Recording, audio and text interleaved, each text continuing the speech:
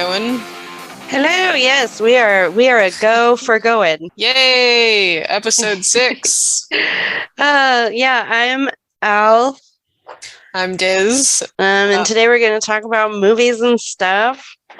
Yeah, a little bit of levity from the past, I guess, couple episodes. We're going to talk about how punk rock is portrayed on the big screen and in mainstream culture.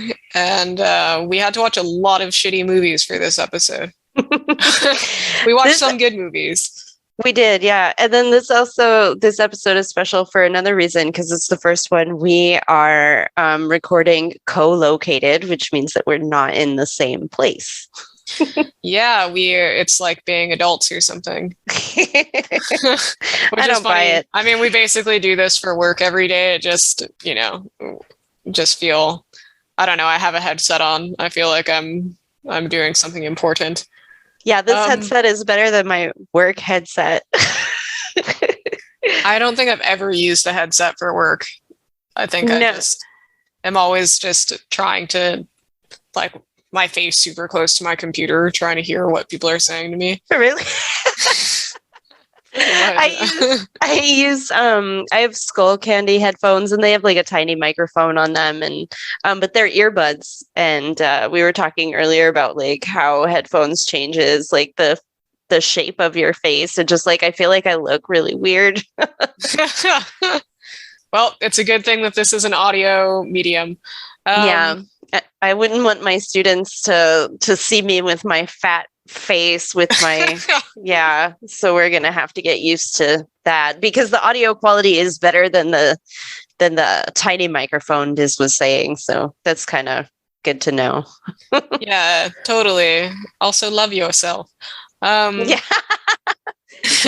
Thanks for that message. Yeah, well, on that note, how are you doing this week? How's everything going? Everything's going like it's going. It's pretty status. I'm getting stuff checked off my massive to-do lists, and that's awesome. I'm having interviews in different places, which is awesome. Work at UC Berkeley starts, I think, in 2 weeks. So it's awesome, but it's like scary because I still feel like there's a lot to do. I just came back from a conference in Portland. Well, not just, like, I guess this is Sunday, so it's almost a week. I came back Monday. And that was a really great experience. It was like a BDSM conference. Expo? Is that the right word? Like, it's like a word. I don't know what it was. I wasn't there. Yeah. We'll talk more about that in a later episode for sure. I'm gonna put that in our later episodes to revisit just alternative lifestyles, BDSM and kink, and like taking classes and learning things, meeting people. Very exciting stuff. Yeah, that is really exciting. I'm really glad that you got to experience that. Especially, like, we do want to remind people we are on, the Big Island of Hawaii, and that doesn't exist unless it's in like some weird hippies jungle house. And that's probably not a situation you want to be involved in. I mean, no.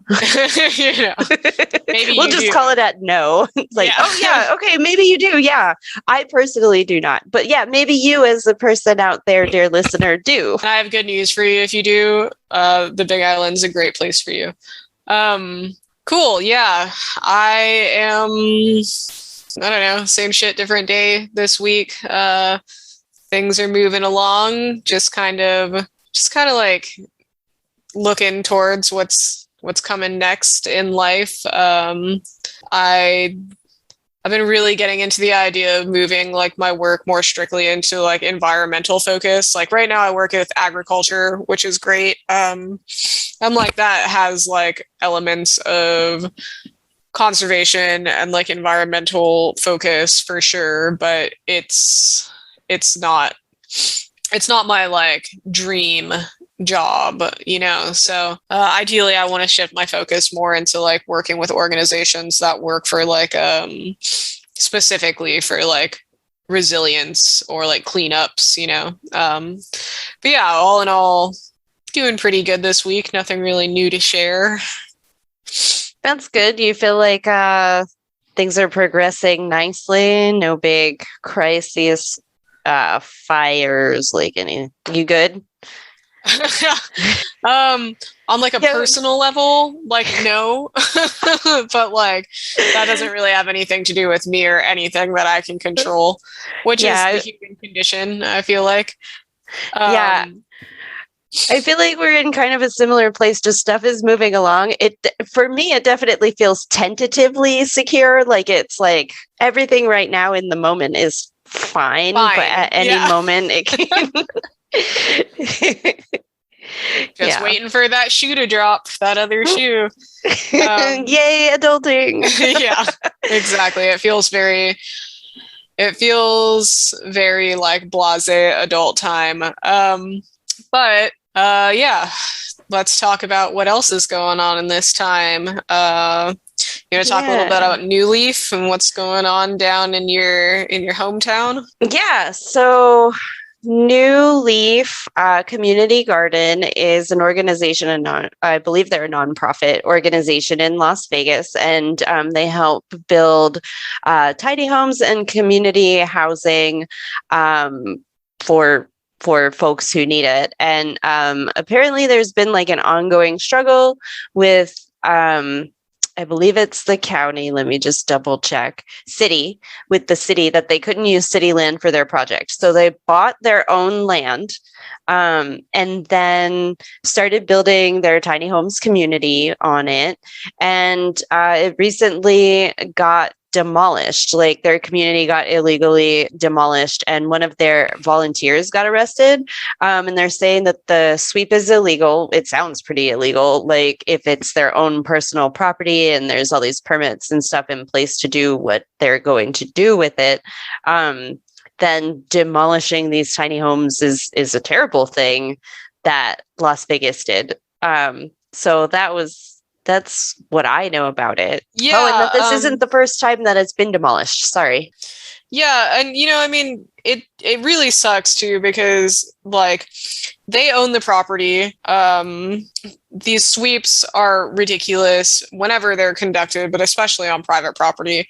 But like also, like, it's always crazy when you hear things like this, because it's like genuinely New Leaf is trying to provide a solution for houselessness in North Las Vegas, and they're like getting volunteers to build tiny homes, and like this is like a very positive solution to a very like big problem.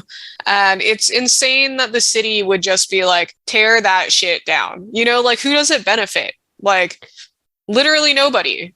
Like it just uses taxpayer money to conduct like a sweep that like nobody gives a shit about. Like who's going to complain about it? Like I don't understand what the logistics are for like trying to stamp out this solution. And so if you guys are interested in sharing your support, New Leaf is posting calls to action right now, where you can flood the phone lines. They have like an entire written script of what you can say in calling like the city about just demanding that action be taken against this illegal sweep. And they have a whole bunch of it looks like they're just trying to call out some of these characters who are like responsible for putting the sweep into action and stuff. So if you're interested in finding out more about that, you can look up their Instagram. I believe they have a Twitter as well. Good to know. Yeah. We follow them on Instagram because we really support like what they're doing. It's not really radical to support houseless folks in your community. So I don't know. When I was growing up in Las Vegas, like I lived on the east side of Rideau. And we get a really bad rap on the east side. But the whole time I lived there, there was this lady who lived in tumbleweeds. Like she had made her home out of tumbleweeds, like for years. She like lived there. We all knew her. Like she was totally fine to interact with. Like, she lived there literally for decades, and then they built a chevron on the corner of Vegas Valley and Nellis. So she lived on Vegas Valley and Nellis, and I remember being like, what are they going to do with the lady that lives in the tumbleweeds, you know? And like, I don't think anybody gave a fuck, you know, that they like destroyed her house. I don't even know like what happened to her. If anybody does know, I'd be interested to hear, because like I was saying, she like lived there until they built the chevron. And that was like her home, and she was totally fine.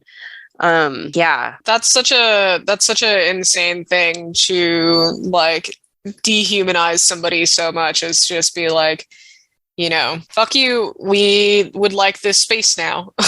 Like, it's so weird to like think like, you know, this idea that we put on like even the word homeless in itself, right? Like, these people aren't homeless if they have somewhere that they're like returning to that like fits the like very basic definition of like what a home is, right? Like a home base, like. So like they're not really homeless so much as they're like houseless, right? Yeah. The more like apt description. And so like you literally are destroying somebody's home when you do this, like regardless of whether or not a house is there. And it's crazy, the like the cognitive dissonance, you know? Yeah, and it's weird to me to think like, because now the question I'm posing myself in my head is a totally arbitrary question because it means nothing. But like, is it better to destroy people's encampments or homes for aesthetic reasons like we often do, or because they're violating whatever permitting stuff? I don't know, you know, like neither is good, both are bad. Why are we demolishing people's homes? Really, it just comes down to that, I feel like. Yeah, and that's what I mean between like the cognitive dissonance, though. I think that like people associate like homes with houses, and so like they assume that like if there isn't a house there, then there's not a home there, which is fucking wild. So like I feel like people don't think about it as like destroying homes because they're not destroying a house directly, but like New Leaf is interesting because they literally were destroying houses, right? So, yeah, not even like tent encampments, you know, yeah, communities like, of people who have lived together for who knows how long.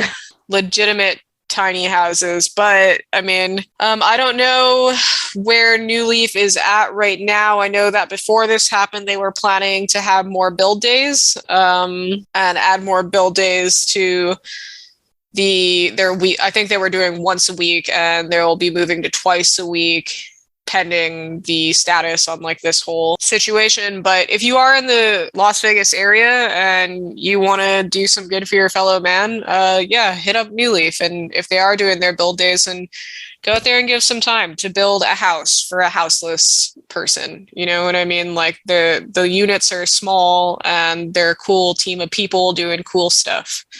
Yeah, they also are accepting donations via PayPal. I believe it's PayPal New Leaf. Yeah, paypal.com, paypal.me/newleaflv for Las Vegas LV. And I know we don't usually do shout outs right now.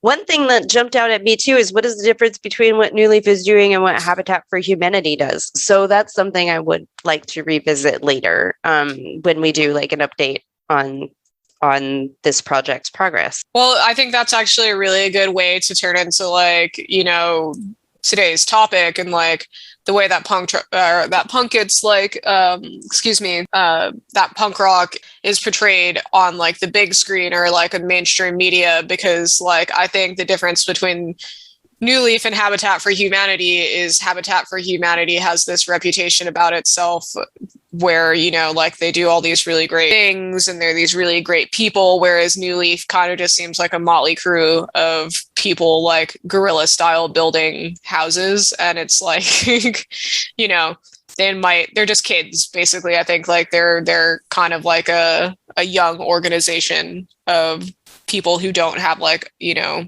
big charity background, and like Habitat for Humanity built this big reputation for themselves nationwide. So yeah, that makes a lot of sense. But, punk rock kids, or like, bands of like youth, or anything alternative usually is pretty great in some way or another. And that's just how easy it is to get a bad rep for, not for not fitting the norm, for not fitting the status quo, I guess. Yeah. What's really interesting about this episode is that we wanted to do something more light after all of these heavy topics. But of course, Diz and I, being who we are, cannot turn off our critical lenses, right? So you will hear stories and criticism and, big thought-provoking questions about these movies and portrayal of punk rock in the media. One thing that really kind of made a lot of sense to me as we get into this is a friend of ours was saying, because we were talking about this at a party, like, what movies do you think of? This is how we got the list generated that we got. When you think of punk or punk rock in the media, what movies do you think of? And so our one friend said, oh, well, there isn't a lot because punk isn't corporately advertised or supported, so you don't see it in movies much. And I thought, oh, that's a really good point. What are we going to see? So what do we see? What do you think? Yeah. I mean, that's, what we ended up seeing, because like, the original idea for this episode, like Alicia was saying, was like, this was going to be like a silly episode. And it definitely was. It had its silly moments for sure. We watched so many movies. We watched so many movies and so many bad movies. It's just insane. But yeah, like, I think like what we did end up seeing, at least a lot of these movies, and especially like a lot of these really silly movies, all had like this one very like common thread between like that, like connected each one. And that was that punk rock gets portrayed as an excuse for bad behavior, I think, is like the thing that I walked away with this more than anything, like an easy excuse for bad behavior. Yeah, we were talking about like which came first, the asshole or like punk rock culture, like are people using punk rock as an excuse to be an asshole? Like, were they always an asshole and were just seeking justification for that? Or did they like magically become assholes? Because like in every single movie, I was like, these kids are assholes. Like, what the fuck? Yeah. And it's really funny too, because like a lot of people who wrote in with like suggestions for us wanted us to do, a little bit more of like the like silly and like, I guess, less to do with punk rock kind of like movies, like, like Valley Girl came up a lot. Teenage Mutant Ninja Turtles. Yeah, exactly. The Terminator, stuff like that, which is really like, that those kinds of suggestions were fun for sure. But I feel like they didn't really focus on punk rock so much as like punk rock was like making a cameo, right? So yeah. Oh, thank you to everyone that did write in and participate.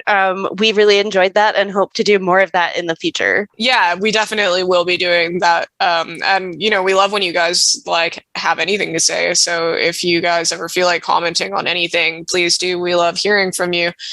Cool. Well, we have this big list of movies here. So I guess we can start. I wanted to know if you wanted to go over like the stuff that we watched together, like not together, but the stuff that we both watched, or if we should go over like one big thing that we watched that the other one didn't watch first. Which do you think? I mean, if we're gonna do that, I can definitely say like I watched Good Vibrations last night. I don't believe that you watched that one. No, it's on my list. So Good Vibrations is like a biopic about this man named Terry Hooley, who they call the godfather of Belfast punk. And during basically like the height of the Troubles in Belfast in like the late 70s and early 80s, Terry Hooley started recording punk rock bands. And he felt like everybody needed to hear Belfast punk. So he basically move mountains during like the shittiest and most dangerous time in Belfast to make records, to make punk shows happen, and to get Belfast punk heard by like other more accessible places in the UK. And I thought that was a really incredible depiction, and a lot like unlike most of the movies that we watched, because it was really looking at punk rock like a cultural thing and not just this like caricature, Mm-hmm. And I think that's the only movie that I saw where punk rock had been portrayed as like this like very necessary culture. Like the movie specifically ended with him on stage with one of the bands that he helped, blow up.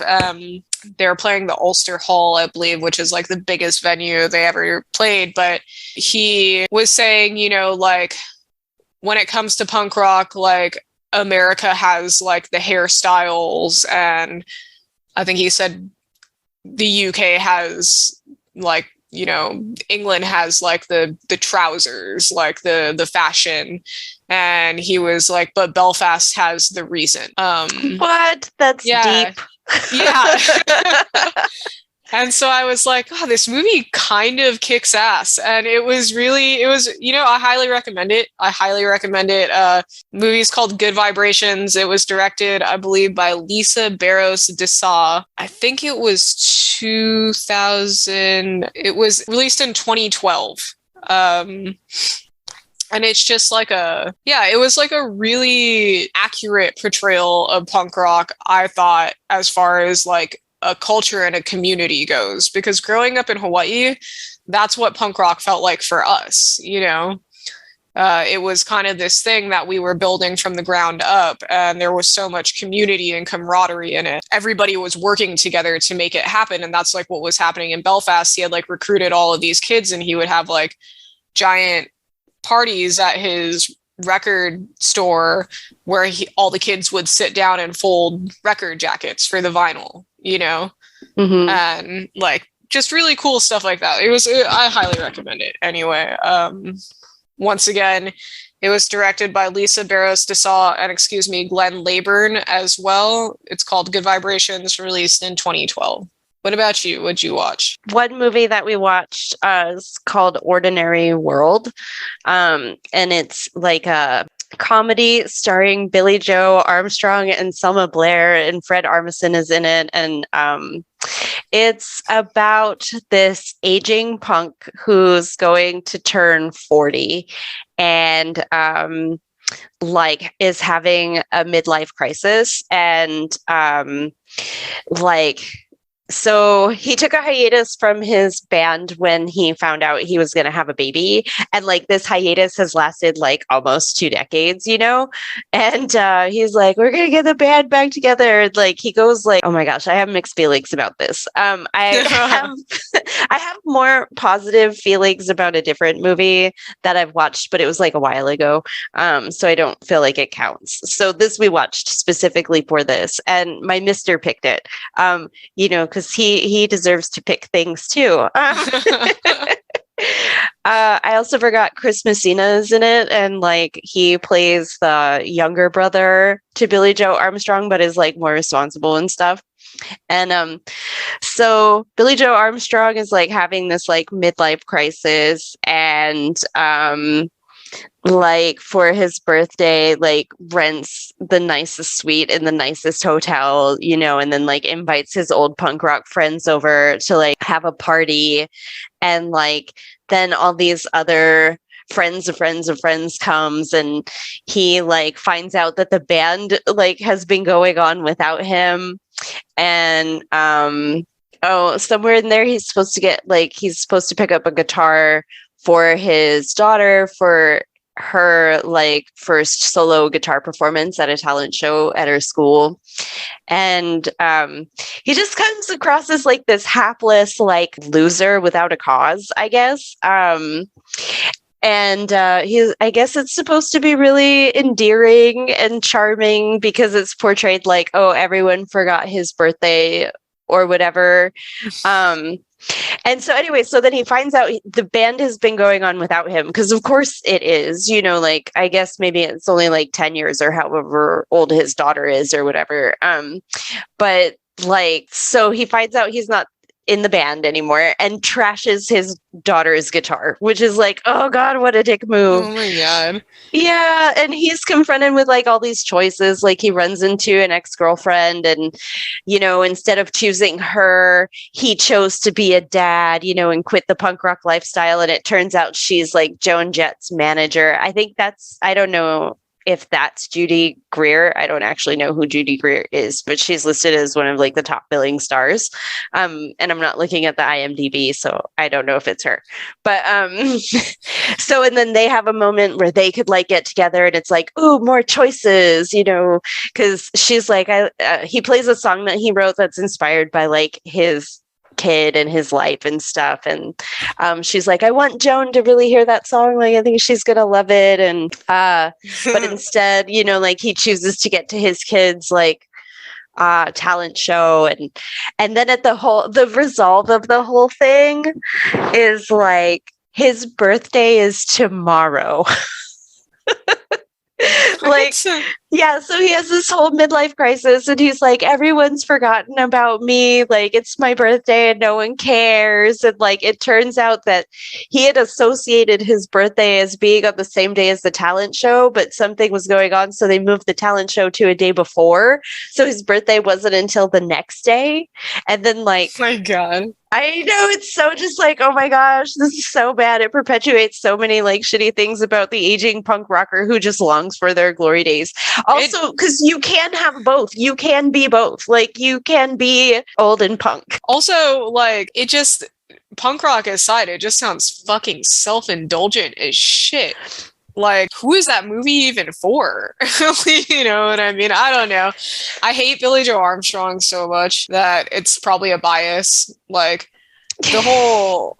We just had this conversation the other day where I was talking about, you know, Green Day and stuff, and I was, like, just saying, like, yeah, like, this guy's talking about, like, reliving, like, his punk rock glory days and stuff, and I know that Billie Joe Armstrong grew up in the East Bay, and that, like, I think he toured with Filth for, like, a little while as a guitar player, but, like, then he started fucking Green Day, and, like, that band has been playing songs about high school since they were in high school, and are still doing that. And so I brought this up to Alicia the other day where I was saying, like, you know, if you've been in a band for, like, goddamn near 40 years now, and the pinnacle of what you've accomplished was like American Idiot, you're probably like that is like your masterpiece. Like, this guy sounds like he's talking about a lot of problems that he has that are just like really common everyday adult problems. Like he's like, oh no, I'm getting old, you know, and it's just very self-indulgent. I don't know.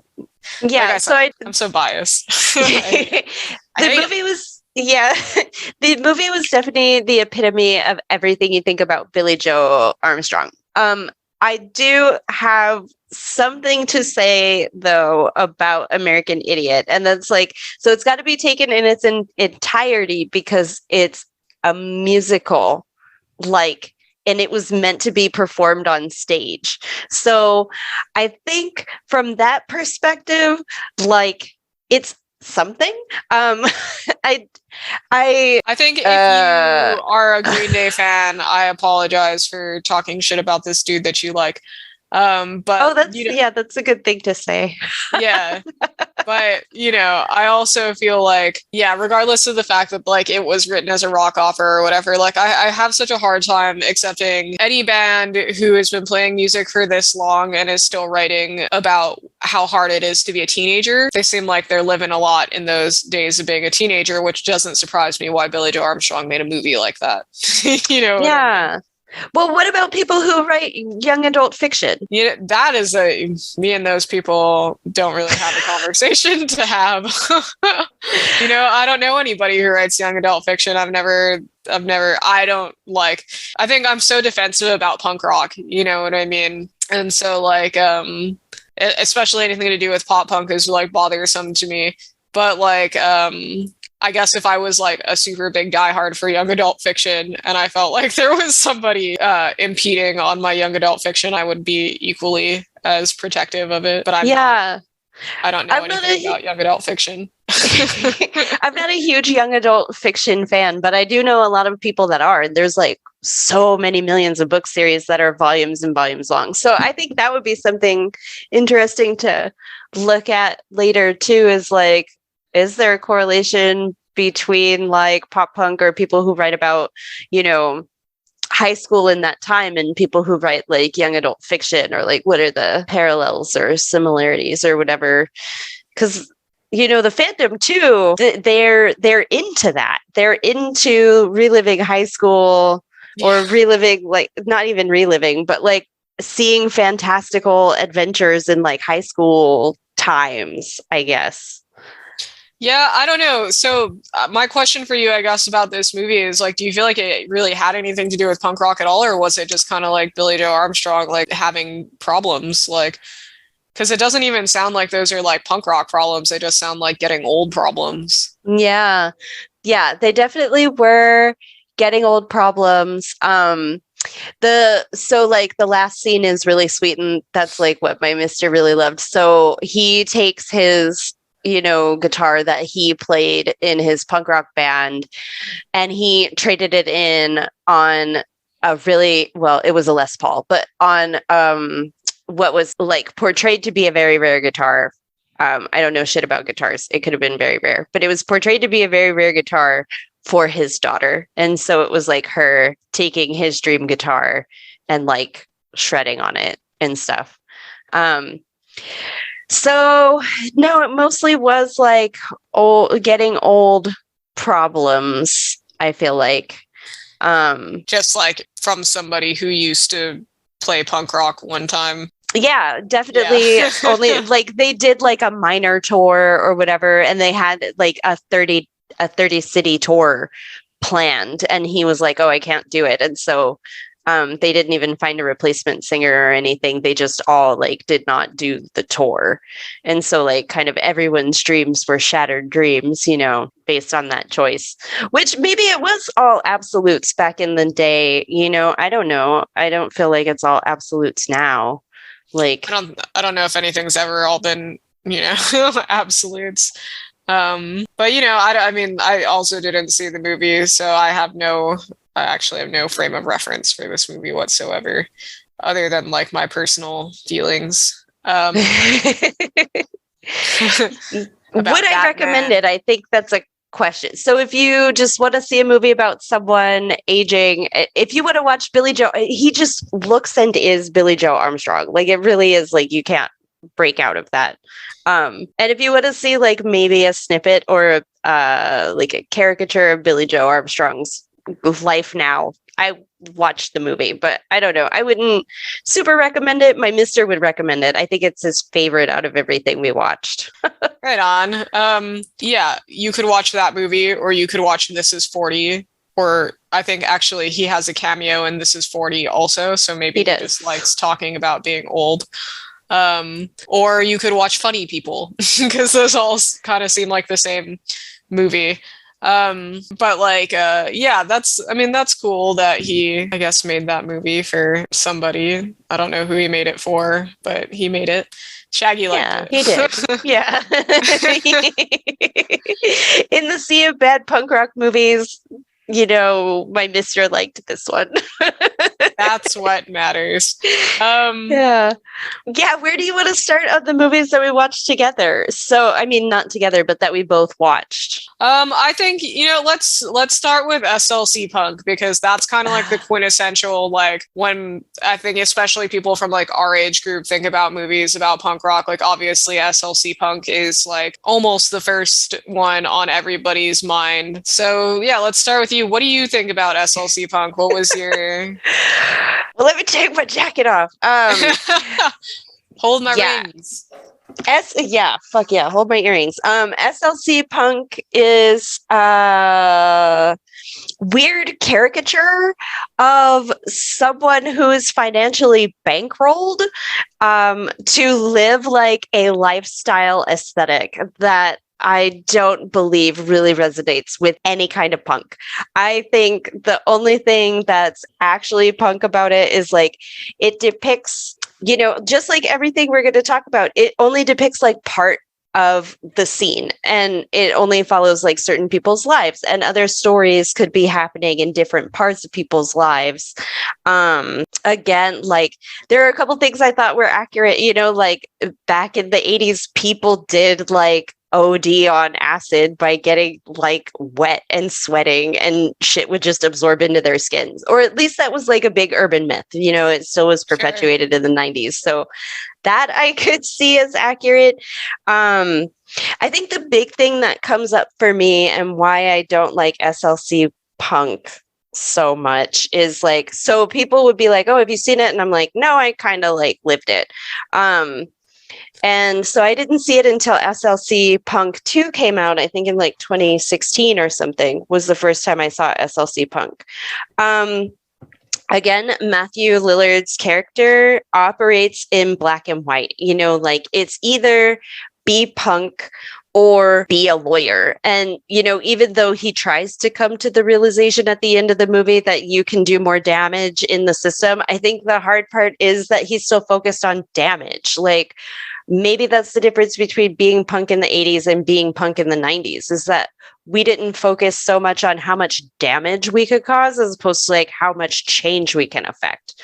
Yeah, I think like one note that I took about SLC Punk, because that was like one of the ones that I like was like, okay, how much time we got? We got to take some notes here. You know what I mean? Like, was that I understand that it was based on a comic book, so it's based on that universe, so the comic book takes place in, which is interesting because like there is like references made to like actual bands, you know, and like bands that were popular at the time, like on their van there's like a Subhumans logo, there's like a fucking Black Flag logo, you know, so it's like that world of punk rock like was happening around them, but like it doesn't really exist in that movie because like the like way they're portraying punk rock in that movie and like the shows and stuff are like one very particular kind of punk rock. It seems to focus a lot on like the UK as well.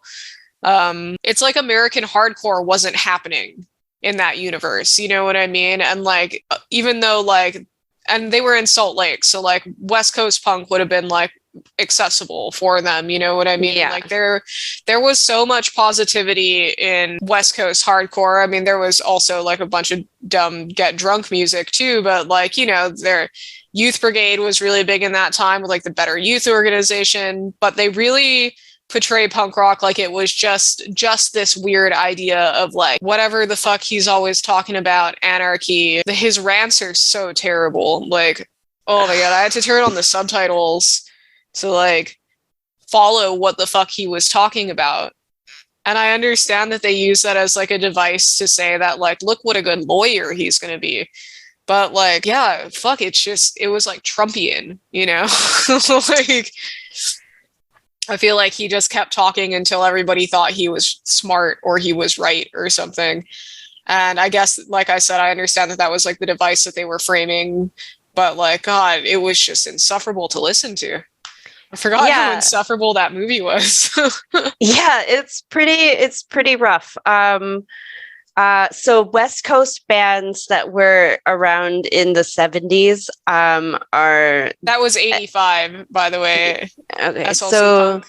Yeah, it took place in 1985. By then we started moving into Nardcore from Oxnard.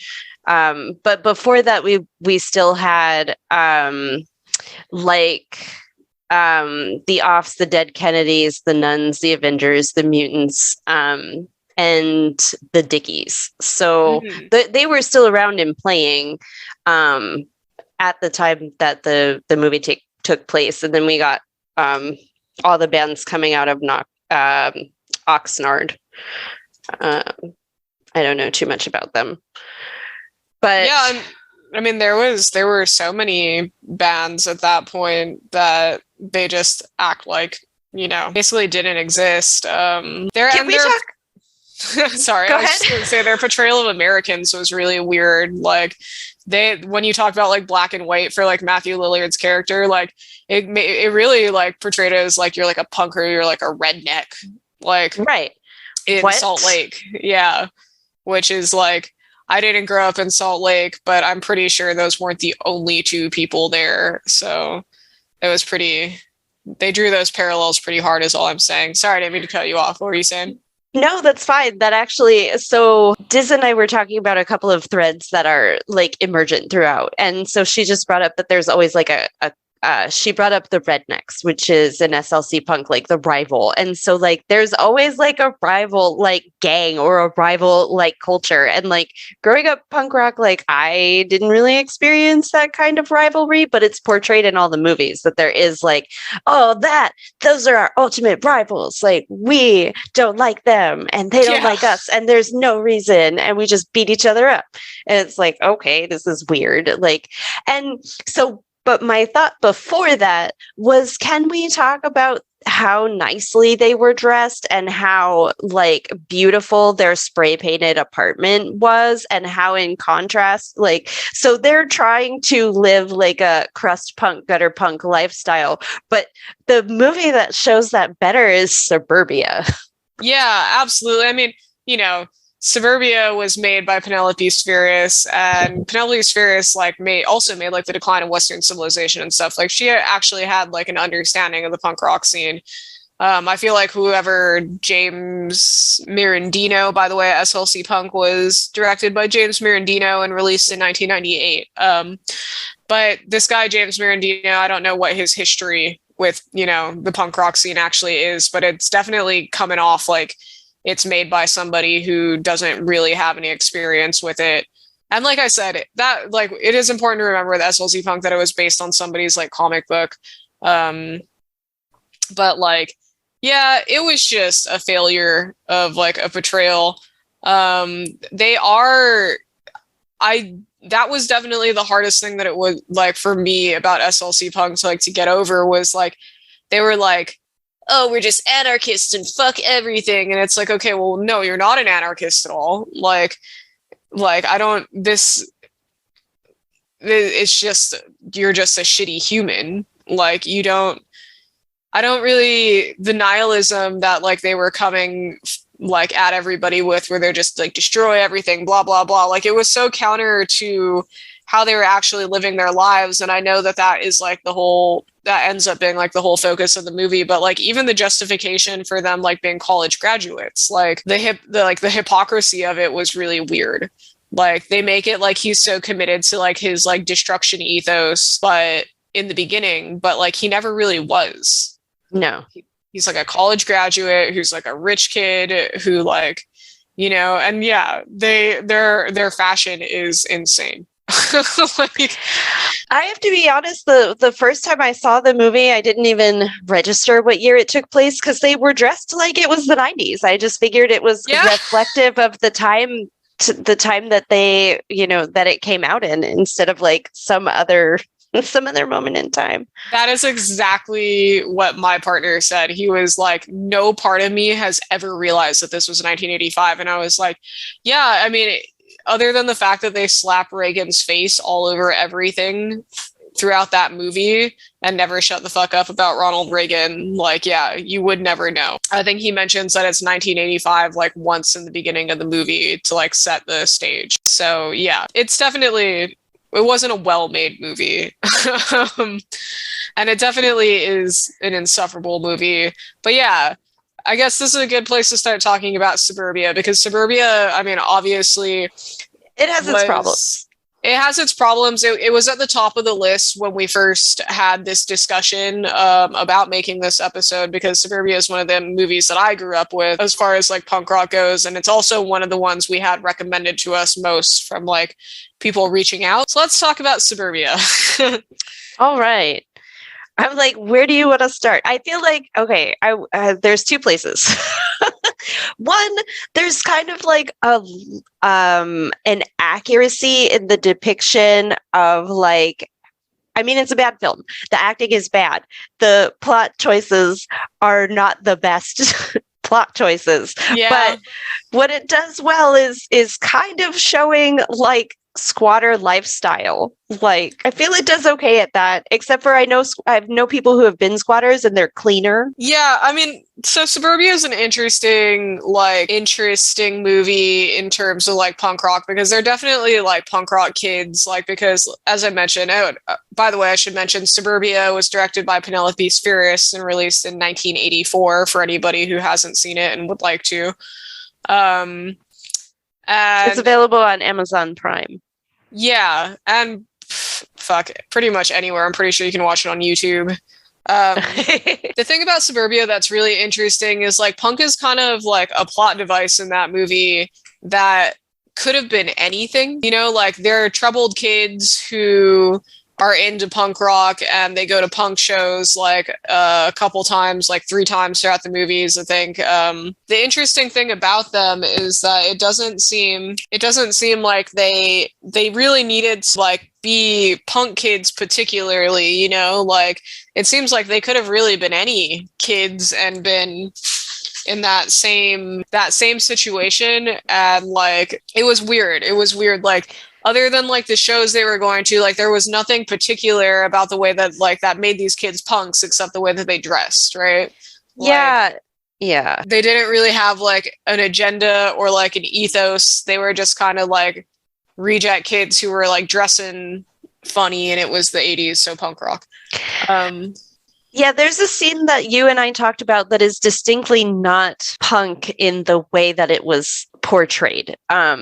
So they're at a show and there's a girl there, and you know, she's dressed nicely because anybody can go to a punk rock show. There is no like dress code to go to a punk rock show, just FYI audience. And so she's there and she's very nicely dressed, and one of the dudes who is like a part of the, I don't even want to call them protagonist community, but like of the community of kids that we follow, and he like strips her naked, and then people start throwing things at her and like beating her and spitting on her, and like not a whole lot of effort was made to like stop this kind of abuse. And these people are supposed to be like the heroes that we're following, and so that doesn't really or like at least the kids that you're supposed to sympathize, right? Like, yeah, that's like really like the whole kind of like point of the movie is that like, oh, look at these poor like downtrodden kids, but like these kids are fucking assholes. Like they're racist as shit. They're homophobic. As shit. Yeah, and then they do this terrible thing to this chick, and like we were talking about how, you know, like instantly if that happened, and maybe, you know, this did happen more prevalently and that's why bands became the way they did by the time that they got to us, but they would stop everything and be like, what the fuck are you doing? Like get him out of here. We don't need this kind of shit in here. Like, and there would be fights. Like whoever was there with the chick would have like stood up for her. Like it just would not have gone down. Also, I like to point out that like that whole situation starts with like the skinhead kid aptly named Skinner goes up to her and tells her, I think I'd like to fuck your brains out, you know, like, and she's like, oh yeah, and he's like, yeah, but it doesn't look like you have any. And then she pushes him, and that's how he ends up like tearing her top off or whatever. But like, you know, like the whole situation is like instigated and just like escalated by these kids being shitty kids. And like I think like the lead singer of DI is like, hey, leave her alone, you know what I mean? But like, yeah, not a whole lot of effort put forth. And like also I mean, from a logical standpoint, like it was an all ages venue clearly, so you know there were bouncers involved like in the venue. I don't understand like why that went on for so long. Also, I don't understand why the girl just stood in the middle of the crowd screaming the whole time and didn't just like run away, because there were definitely multiple opportunities for her to do that. The whole movie, I mean, is really interesting. And I mean, like, I think it might have been Penelope Spheeris' first full-length like feature film.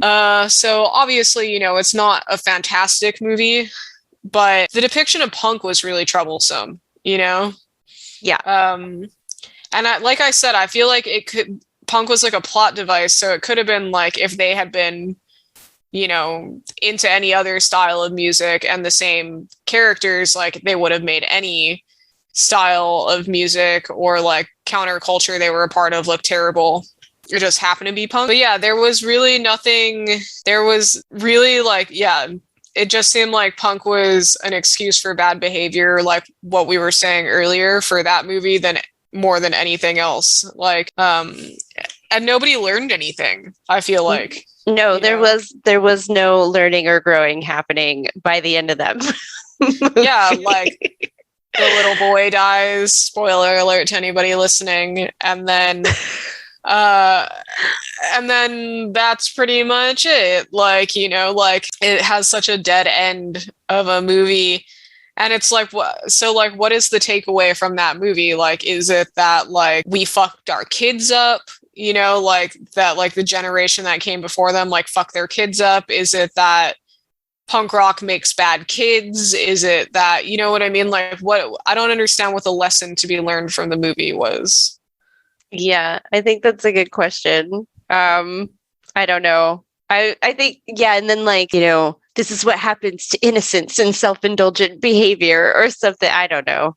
Yeah, but like what teenage behavior isn't self-indulgent? That's what I mean. Yeah. Like the fact that they were into punk rock, like they could have literally been into anything and done those same exact things and had those same exact consequences. Like, yeah, you know, any other subculture that was big in the 80s, like if they were goth kids, you know, it could have been the exact same thing. If they were fucking, I don't know, hip hop, like other styles of music that got really big in the 80s, like it seems like they could have been literally anybody and had this exact same experience. Yeah, agreed. I don't really know what, you know, if punk was something that was particularly like specific to their story.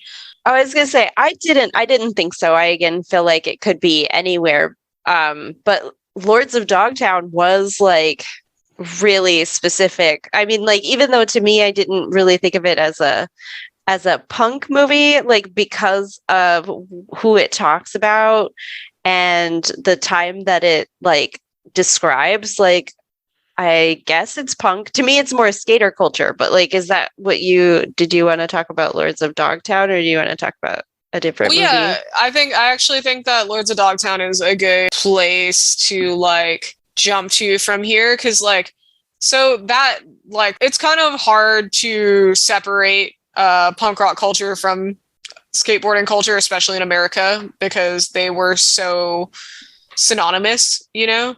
Mm-hmm. Yeah, I wouldn't specifically call Lords of Dogtown like a punk movie, except for the fact that, like, you know, I think Jay Adams was pretty into punk rock. And they were definitely existing in that 1985 LA punk like time, right? Like where like Black Flag was really big and like Suicidal Tendencies. They definitely like lived through that era. I think that was kind of like the winding down of like their days, right?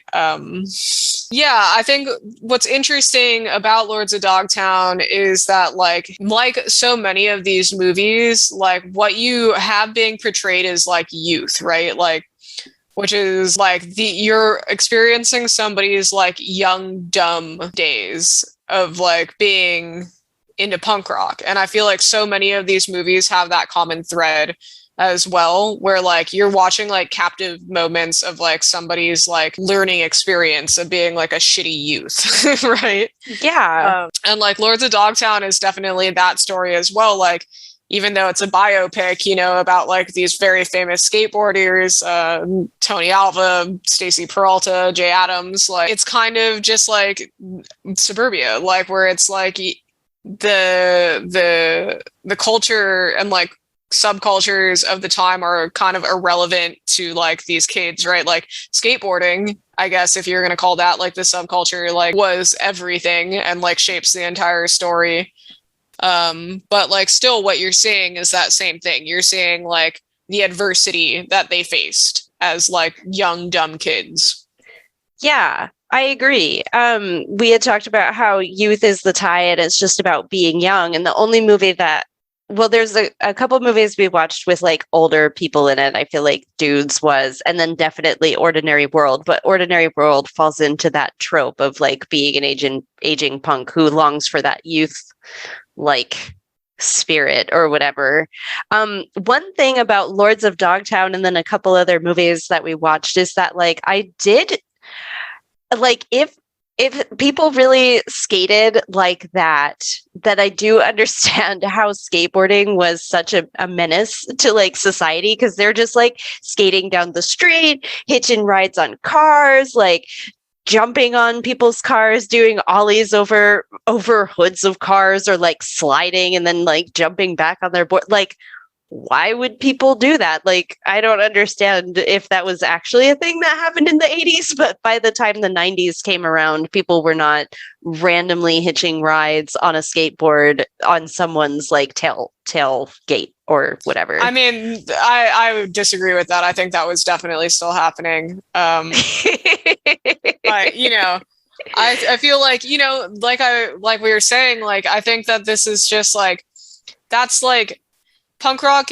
so often, especially on the big screen, gets portrayed as like this like device for shitty behavior, right? Like, because like everybody, regardless of whether you're into punk rock or not, has like a time in your, especially like in your teenage years, where you're just kind of a shitty person, because you're like you're an adolescent, you're testing your boundaries, you're figuring out what you can get away with, and also like you want people to think you're cool, right? So like I think punk gets tied to that so dramatically, like when being portrayed on the big screen,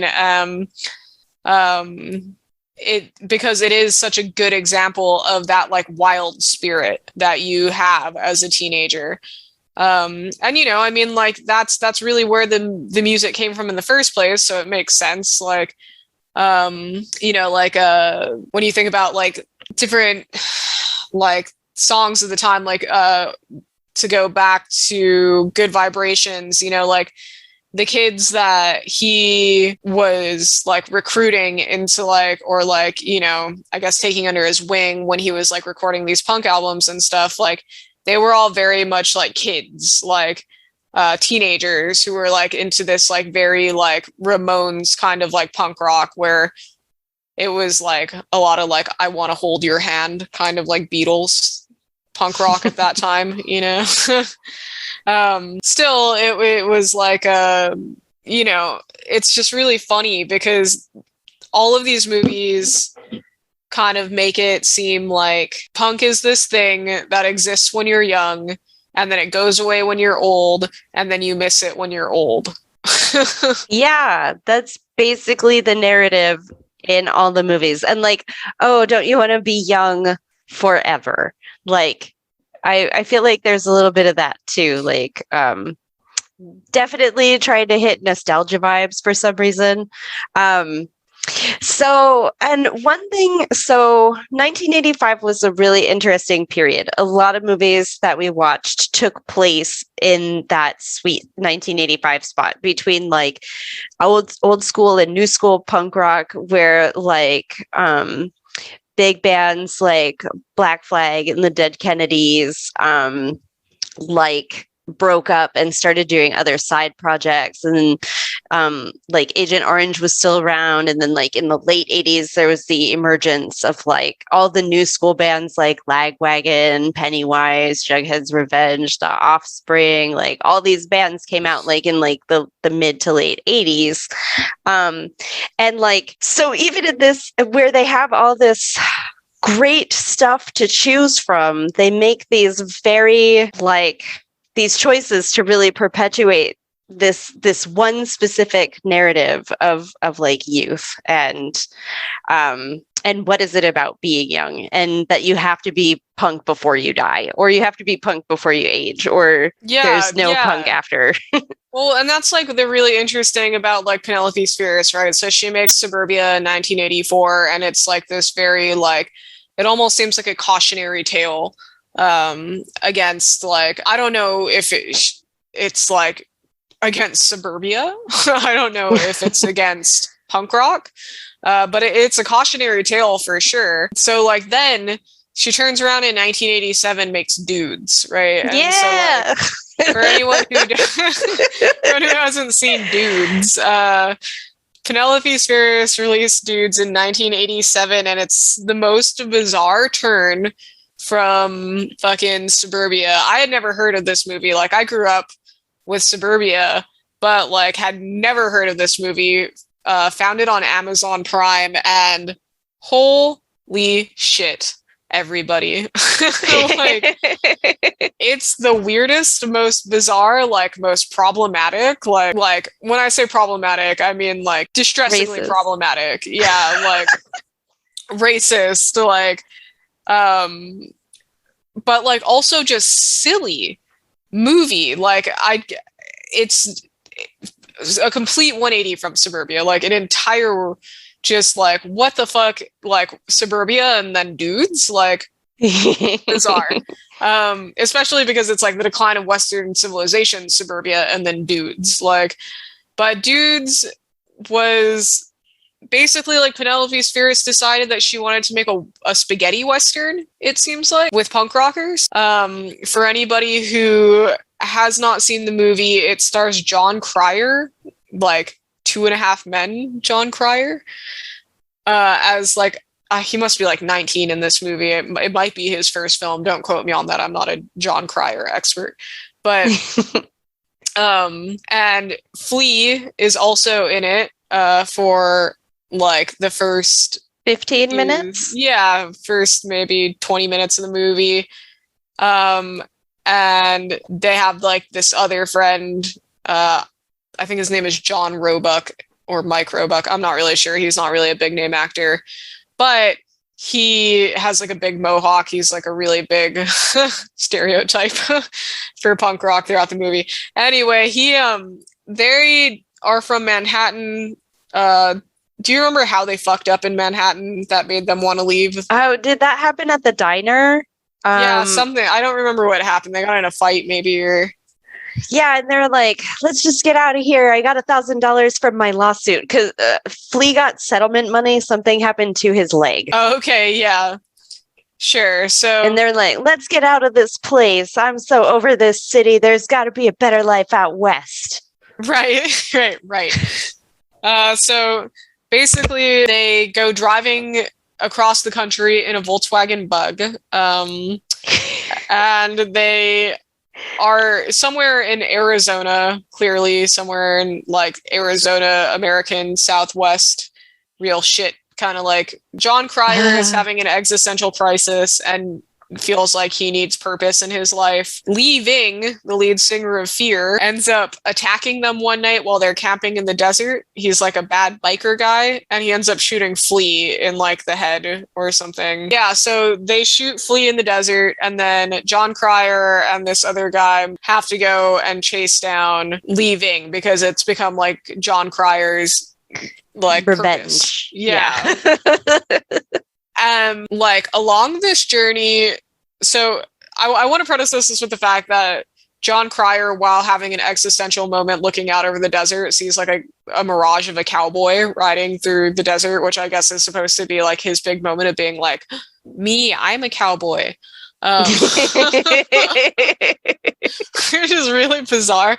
But then later through this journey, his friend also decides that or has like a spiritual realization that he's a Native American. And he has this mohawk and everything, but he has the stereotypical like Native American braided hair, and then also his mohawk, which is how I guess he knows it's him. He has a dream that like tells him like, me, I'm an Indian, like has this like dream that his village is being attacked, and I think he watches his wife die.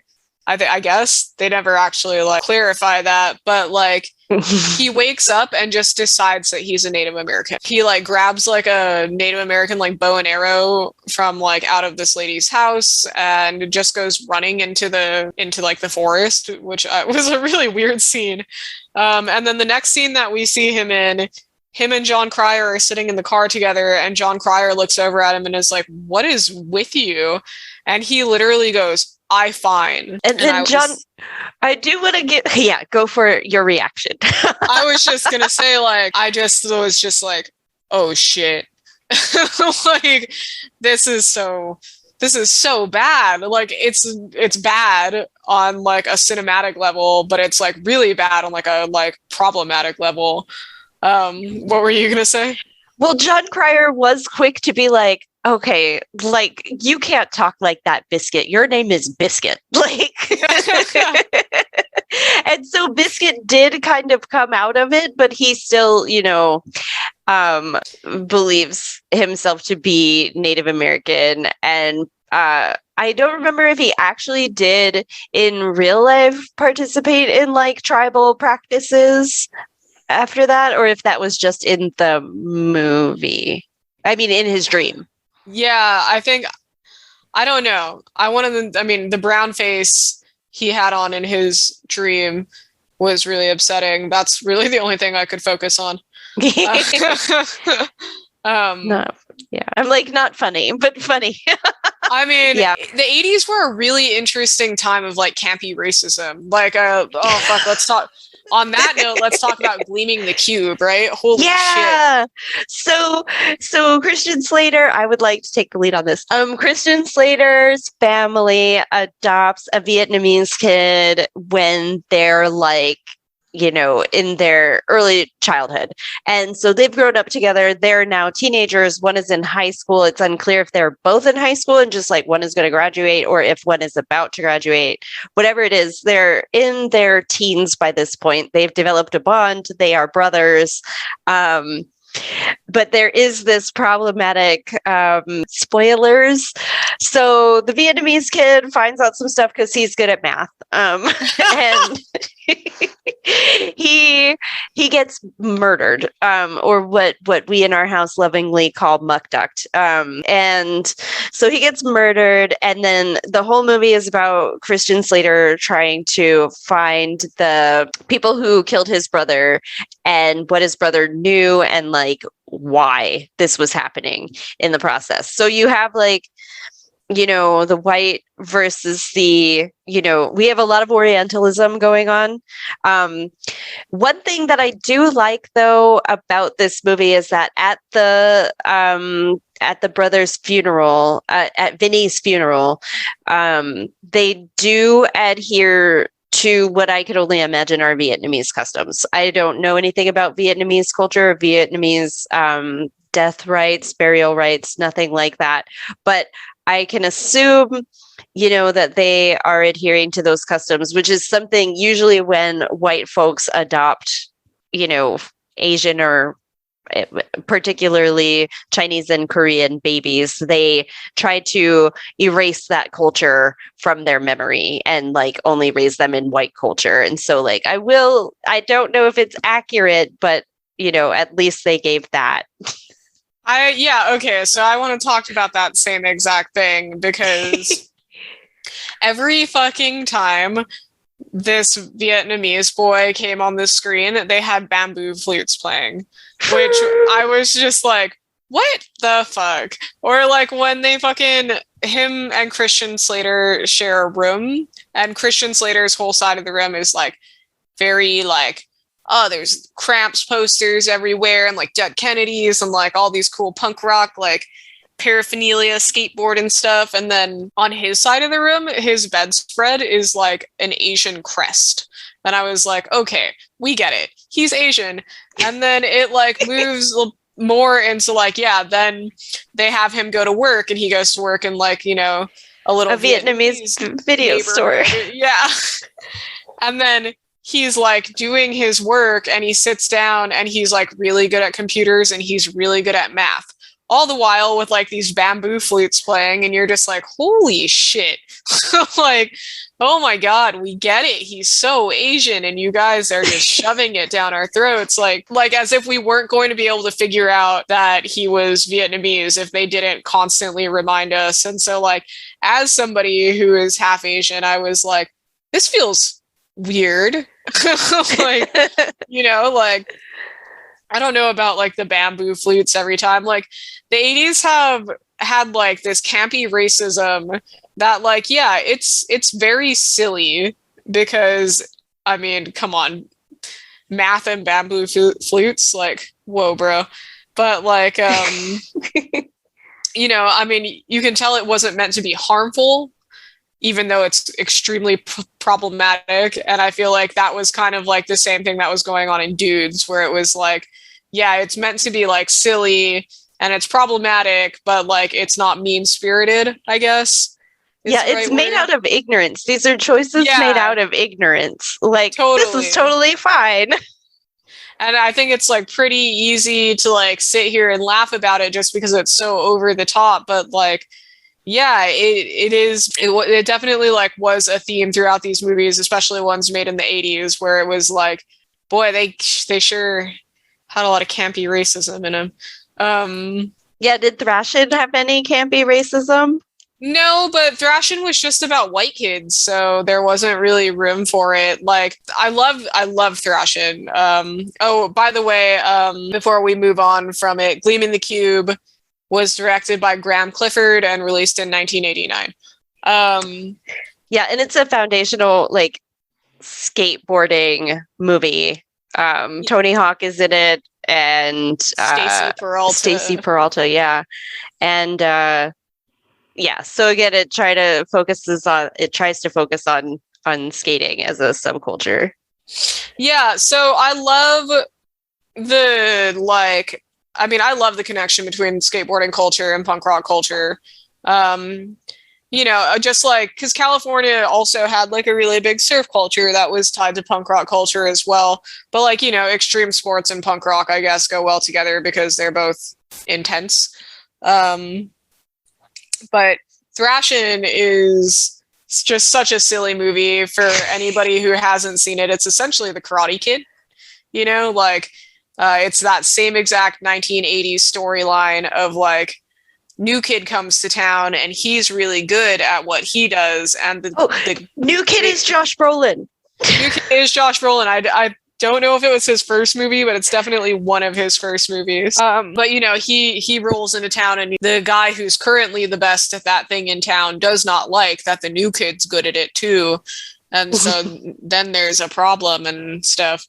So like, I thought Thrashin is probably like the most lighthearted movie on this list as far as like what the portrayal of punk rock, isn't it? Because like the Daggers, but that's what the the rival gang in Thrashin is called. Who just skate down the middle of the street in like a V formation, not giving a fuck about traffic in any direction. You have some big problems with traffic and skateboarding. I do. Like, what kind of an asshole like does that? Yeah, I think it's definitely like, and like the kind of the cool thing I think about Thrashin' too was it wasn't like they made just like the bad guys punk rockers. They definitely are punk rockers, but like also a couple of Josh Brolin's friends are pretty punky kids themselves, you know.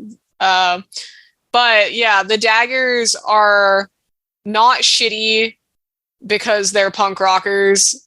And they didn't draw that harsh parallel between like Josh Brolin and his friends aren't punks and they're the good guys. And then look at these punk rock kids. Like they kind of just took like what was popular at the time and like were like skateboarding culture and punk rock and whatever, but like the Daggers are just such a silly, they're a caricature for sure, but they're also, yeah, like they're super superficial. Like the lead of the gang's name is Hook, which is already so silly, but like he's kind of like he's super vain. It's definitely not like that same story like a lot of these other movies where they're just like capturing this moment in somebody's life when they're shitty kids. Like the Daggers just are who they are. You know what I mean? Like they don't really have to learn to not be punks later. They just become friends with Josh Brolin. Oh, that's nice. There's a takeaway there, which is you can overcome your differences and become friends. Yeah, totally. I mean, but like, yeah, they didn't make it like they were like some disgruntled youth that like had some lessons to learn, and when they learned them they weren't punks anymore, you know. Yeah. They got to maintain their identity. Yeah, exactly. Like it wasn't a cautionary tale about like being a punk rocker ruins your life, or I don't know, not being a punk rocker anymore apparently also ruins your life when you're 40. So, which is not, anyway, it's fine. Yeah, maybe that's only true for dudes. I don't know. Yeah, I don't know. I mean, I actually didn't get around to watching her smell, but like, what is the situation on that movie? I love it. So they do a really great job creating anxiety through the soundscape, which is a little challenging for some people. You get taken on this ride. So it's about a woman who is an aging punk rocker. She's the lead singer of a punk rock band. She's a singer-songwriter, and like she's an addict. So she's a train wreck to her friends, her family, everyone around her. Like she's a wreck. And at the time, so you get to see their popularity. The band is called Her Smell, and her name is Becky something. So you're following Becky something, and then a new band starts touring with them, a band that's more new schooly and a little more flashy. You know, like just they're shiny and new and different. And Cara Delevingne is in that band, and she's like, I really look up to you, like Becky something, and da da da da da, and like, we're going to be friends. And Becky's just like, oh God, I hate you. Like, fuck off. Like, because she's an addict and a train wreck and, you know, can't handle with her own insecurities about aging and everything. And the journey is a rough journey because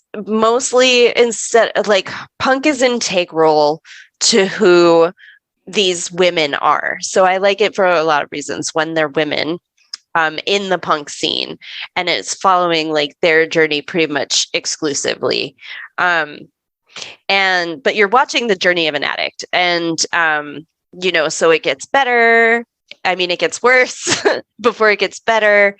And then, you know, there is resolve at the end, and she does find peace in herself and her journey. And she, you know, like, I don't kind of want to ruin it, but like, you know, she is able to manage being a mom and being in recovery and writing music and writing punk music, you know, like, and so the end of it is kind of this nice evolution. It's an addiction story, but it does a great job showing like aspects of punk rock culture, and like does a great job separating the addiction story as a punk rock story. Like you're watching someone that is an addict, but addiction is not intrinsically tied to punk culture. Mm-hmm. Because it has all these other representations of women in the scene who are doing and living and being these other ways. She never really has that same like turnaround moment of being like, I wish I was still a punk. She pretty much always was and is having struggles, not because of it, but through it, right? Yeah. A heavier side to like movies that like talk about punk rock too that we noticed. There's a couple on this list, like Her Smell, that start looking at like the like kind of like darker side of like punk rock and like punk rock culture and lifestyle. The Sound of Metal. You ever watched that movie? Oh yeah. With Riz Ahmed. I love that movie. It's so good. I think it won an Oscar. Well, it deserved it. It was so fucking good. I know it did for the sound, particularly. I don't know. I think he won a bunch of acting awards, not at the Oscars, but anyway, it did for sound for sure. Yeah, he is a great portrayal of a punk rocker. Actually, I thought. All of his like shirts that he's wearing throughout the movie are all for like actually really good bands and stuff. Yeah. And, you know, it's not like he's just like, and he's wearing a Misfit shirt. Like, I feel like whoever made that movie had a really, really good understanding of like punk rock and like metal as like a subculture, you know? Yes. And I would argue that that even the music they played was more like indie punk than metal. Yeah, I would have to rewatch the movie to hear that, but I can definitely say it wasn't the worst fucking music I've ever heard in a movie about music, you know? Yeah. But yeah, I thought The Sound of Metal was a really nice like portrayal of like, you know, that subculture and that like scene, and like a punk rocker, like a older punk rocker who is dealing with like a life crisis that isn't just that he's old, you know. Like, yeah, because there are other things than aging, and aging, you know, I want to believe that now that we are coming to terms with not necessarily dying in a nuclear holocaust, which we're moving more towards that direction, and that scarcity, that scared like mentality, unfortunately, in 2022. But like there are bigger life problems than like aging when you expected to die. It's a phenomenal movie. Everyone should watch it. Yeah, The Sound of Metal is really, I feel like it's more of a punk rock story than a metal story. Yeah, I would agree with that. I mean, also like it's you know, a little bit more of a realistic look on like what that scene is like we were saying, like it's a more realistic portrayal of the subculture and that scene. Yeah. I guess while we're talking about that, we can talk about Bomb City too. That kind of segues into Bomb City nicely, which was I didn't see it. Oh, okay, cool. Yeah, no, I didn't watch it because I was going to save it for our negativity episode, just so that it's fresher for me. But I definitely feel like you should talk about it. It's a really important story. Yeah, so I guess this is kind of like, I think, the last movie on our list. And the reason that it is so far down on the list in terms of like what we discussed today is because it definitely is on like the darker side of like punk rock. Like Alicia was saying, she wanted to kind of like hold off to watch this one, and so we would talk about like the dark side of punk rock. And like Bomb City is a biopic of Brian Dennehy. I believe that's how you pronounce his last name. If it's not, please reach out and tell us. I've heard it pronounced several different ways, but I think that's the most common. And if you guys don't know who he is a victim of a very famous like murder case. It was a murder that took place in 1997 in Amarillo, Texas. He was run down by just like a rival kind of like, you know, redneck kid. The stereotype comes to life. The stereotype came to life so hard, yeah. And like the fucked up thing is like not only did the stereotype come to life, but like the reality of that stereotype also came to life. For anyone like I was saying who isn't familiar with his story, he was 19. Living in Amarillo, Texas, and he was like really, I guess, big in town for, you know, promoting punk shows, bringing in bands. He was really, really involved in the punk rock scene, you know, but they were punk rockers in Texas, and Texas, especially in the mid 90s, was a scary place to be a punk rocker. And so they had a bunch of run-ins with, you know, the local non-punk rock youth, I guess I should just say.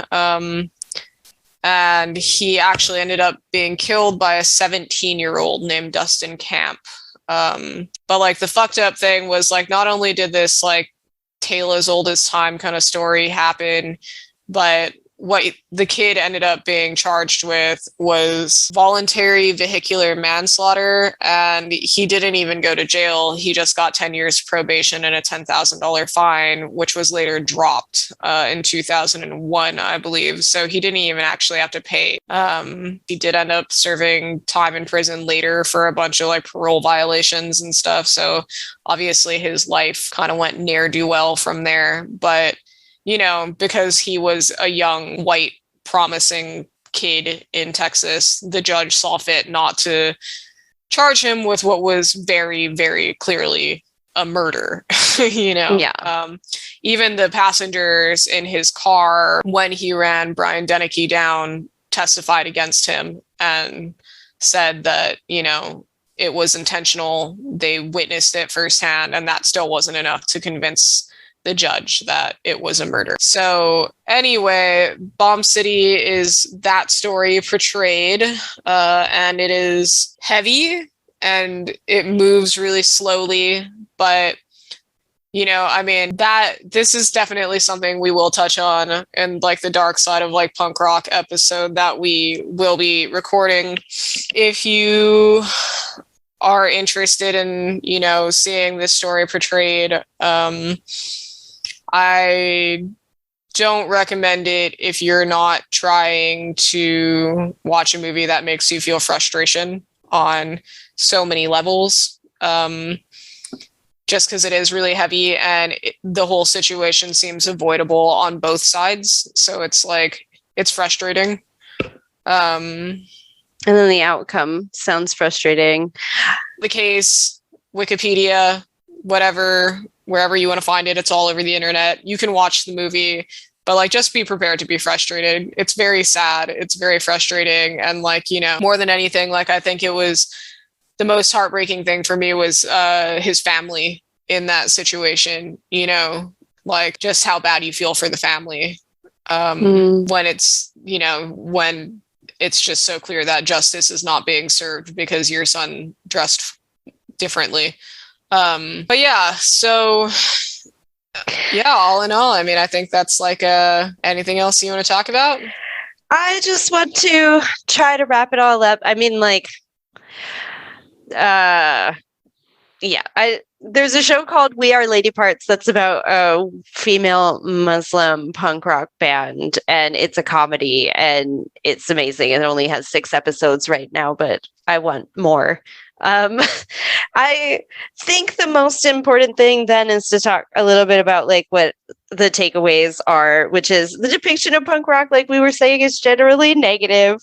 And then a big thing that came up for both of us is, where is the help? You know, like, we're watching all these teens in trouble or like people struggling with things. And where is like the mental health support services? Where are the people that are lending a caring hand? And I think that's where we are now in the punk rock scene, is that you at shows will find those people. Like, they have tables, you know, you can visit their booth, and we've come a long way since 1985. Yeah, I feel like a big takeaway, and we should mention that the titular lyrics for this episode are "The critics think he's great, but the laughter turns to hate," and that is from the Subhumans, Mickey Mouse is dead. And, you know, I feel like that line is really a good description of like what it felt like to watch these movies, because like, you know, punk rock is such a caricature when portrayed in the mainstream, and it is supposed to be silly, and you know, it's this really silly caricature of like a tough guy or like a badass or, you know, whatever. And but like, you know, they're also villains, so like they're something to laugh at, but like also become something to fear or like something to dislike because of their negative connotations. So it's like that's what I feel like people do, like we were saying earlier. It seems that like punk rock portrayed in the mainstream media culture a lot of the time just feels like an excuse for bad behavior. And I do wonder how much of that ties into the fact that, like, because it's so anti-establishment, anti-corporation, what really benefit is there to portraying punk positively? Yeah, cool. Well, you got any shout outs you want to do this week? I do. So I want to shout out the Cupcake Girls, which is an amazing organization. Their whole value is respect, resources, relationships. And so what they do is they support people involved in the sex industry, as well as they do trauma-informed outreach, advocacy. They provide holistic resources and referral services to prevention, and they give aftercare for people affected by sex trafficking. So they're non-religious. And the sex industry, for those that don't know, also includes things like stripping as well as prostitution prostitution as well as being a cam girl. Like the sex industry is vast. It has many facets, and it's bigger than you think. And so the fact that they work with people leaving the sex industry and provide aftercare for people leaving sex trafficking is really amazing. I wanted to shout them out for weeks, just looking, because we record in advance, and so they were next on my list. And then when I was at my convention, they were there, my conference, and so I got to meet them, and it was really amazing experience. I just like fangirled over them, like, thank you for doing the work that you do. And I was a former sex worker in my youth, and so it's very the cause is near and dear to my heart. They're also based in Las Vegas, where I'm from, and they have an office in Portland, I believe, but they help globally. Awesome. Yeah. This week, I don't really have a whole lot that I want to shout out. For anybody in the San Diego area, my good friends Therapy, at Therapy SD on Instagram, they are starting to play shows again, and one happened last night, and there's a few more coming out. I'll figure out the dates, put them in the show notes, but yeah, shows are happening again, guys. That's fucking rad. Go to some shows. Yeah, support local music, support local causes. Always. All right, well, thank you for listening, everybody, and we'll be back with you in a week. Yeah.